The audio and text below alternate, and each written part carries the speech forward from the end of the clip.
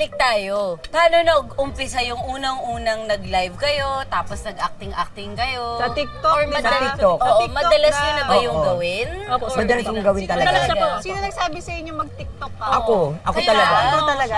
Gusto ko talaga yung ginagawa ko. Masaya ako sa ginagawa ko. Okay. Wala nagturo, wala na ano. Dahil alam ko, ramdam ko na parang may bumubulong, gawin mo yan.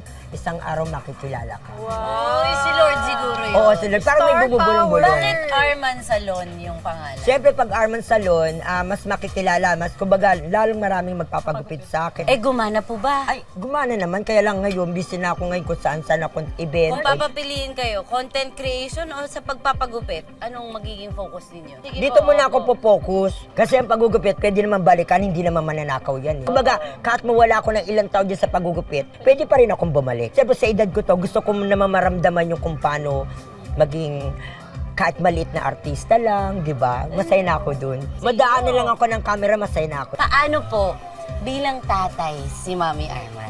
Oo nga. Sige. Sa mga... Nakalalasan mo lang kita. Sige, sige, Lakas sige. mo na, boy. Oh, lalayo ako. Si Tito, para sa mga anak niya po, mapagmahal po siya, lalo po sa mga apo niya. Tapos, i-ano niya lang yung sarili niya, trabaho lang siya ng trabaho para tulungan po yung mga anak niya. Ganun po. Kasi breadwinner po kayo dati eh. Breadwinner talaga kayo. Hanggang ngayon naman eh. Hanggang ngayon. Tuloy-tuloy.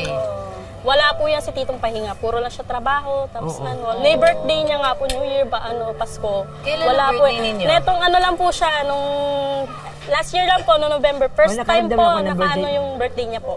Ito ito lang. Oh, Kasi hindi ko naranasan yung may special ako sa birthday, yung handa.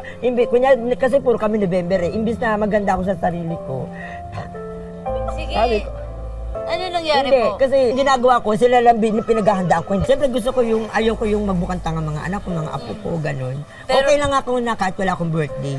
Basta yung mga pamilya ko, Naibibigyan niyo po yung naibibigay kong pangangailangan. gusto ko. Pero nitong November, nakapag-celebrate Ay, oo, kayo. talaga. Anong ginawa niyo? Paano kayo nag-celebrate ng birthday niyo? Yung manager niya po.